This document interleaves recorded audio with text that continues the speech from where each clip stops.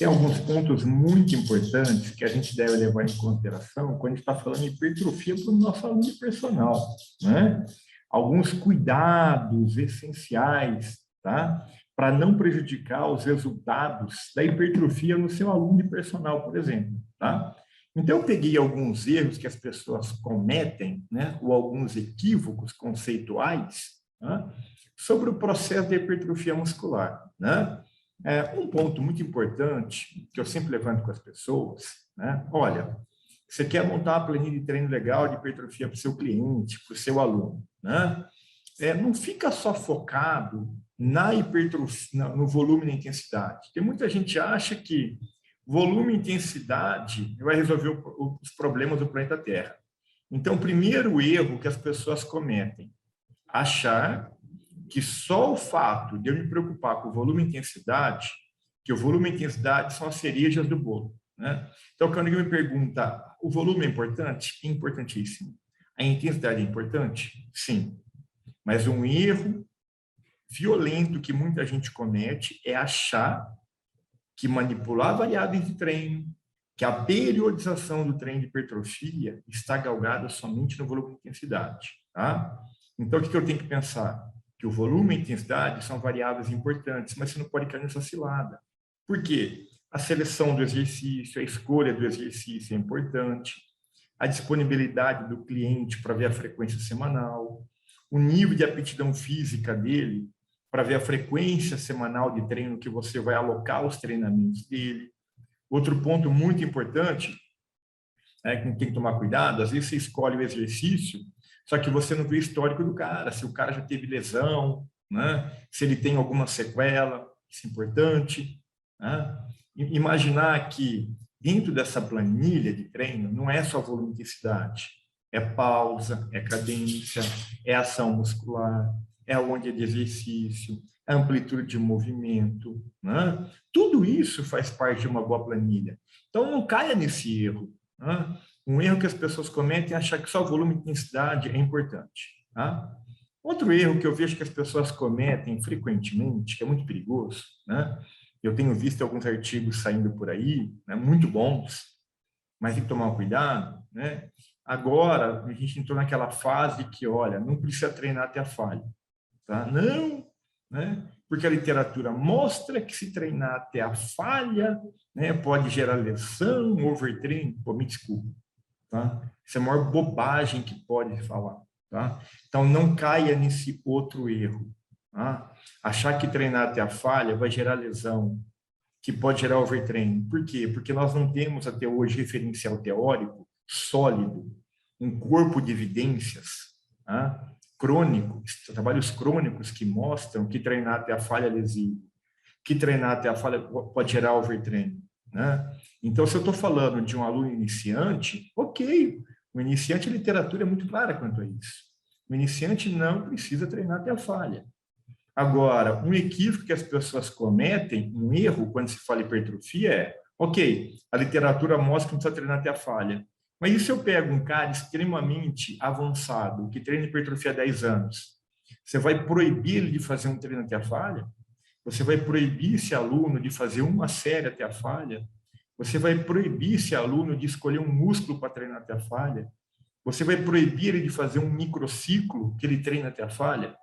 Então, esse é um erro que as pessoas cometem, achando que o treino até a falha, ele é desnecessário, que ele é lesivo, que ele pode gerar overtraining. Isso é uma pura especulação, não é? Então, isso é um erro, né, que eu percebo que a cada dia as pessoas estão cometendo cada vez mais. Por quê? Porque sai um artigo da literatura, eu falo, né? É a síndrome do último artigo lido ontem, né? Então, saiu uma meta-análise falando que tanto faz treinar ou não treinar até a falha. Aí o cara falou, ó, saiu um artigo ontem falando que não pode treinar até a falha. Pô, me desculpe, né? Só que a hora que você vai ver a meta-análise, ela é construída basicamente de artigos que foram conduzidos com iniciantes e não com avançados. Então, muito cuidado quanto a isso, tá? Vamos lá. Segundo cuidado, muito importante, acreditar que o volume de treino é a principal variável que deve ser manipulada quando se fala uma periodização de hipertrofia. Isso é um erro, né? Porque, olha só, se a gente pensar que o volume é a principal variável, Imagina que você vai incrementando volume, volume, volume. Está com o aluno avançado. Vai chegar uma hora que você vai fazer quanto? 100 séries. Né? Então, acreditar que periodização da hipertrofia é só baseado em volume. O volume é importante? Sim. Né? Acreditar que o volume que eu tenho que elaborar de treinamento por grupamento muscular tem que pensar só no dia? Não, isso é um erro. Isso é um erro. Então, quando você vai pensar em volume de treino, você tem que pensar no microciclo. Quantas séries você vai treinar por músculo por semana? E não achar que esse volume tem que ser contabilizado por dia. Não é que está errado contabilizar por dia, só que eu tenho que pensar na semana. Né? Se o meu aluno vai treinar 2 vezes aquele músculo na semana, ou 3 vezes, quantas séries eu vou fazer na semana? Então, um erro que eu vejo as pessoas cometendo é quando fala em volume por grupamento muscular, só pensa no dia. Né? Tudo bem, se ele treinar aquele músculo uma vez por semana, até faz sentido, porque você vai treinar uma vez por semana. E se ele vai treinar 2 ou 3 vezes por semana? É outra história. Né? Então, a gente tem que levar isso em consideração também. Né? Então, periodizar o treino de hipertrofia, gente, tá? Não é simplesmente incrementar volume, aumentar volume em 10, 20% a cada mesociclo. Né? Não é só isso. É muito mais. O volume é uma variável importante. Né? E, professor, mas eu achava que volume era só número de séries e repetições. Não. Volume é número de exercícios, número de séries, número de repetições.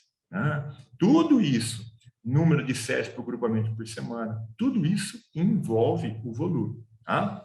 Então, esse é um outro erro que as pessoas cometem, achar que o volume é a principal variável. Outro erro que as pessoas cometem, e a gente tem investigado isso já há alguns anos, né? Em especial nosso grupo de pesquisa lá no Unimap, grupo de pesquisa em performance humana, a gente tem orientado vários trabalhos, né, que a gente tem mostrado, né, que dá para treinar o mesmo músculo 2 dias seguidos, 3 dias seguidos. Né? Eu conduzi mestrado nesse sentido, conduzi iniciação científica, né, onde nós mostramos, né, que dá para treinar o mesmo músculo mais do que um dia na semana, dá para treinar 2 dias seguidos.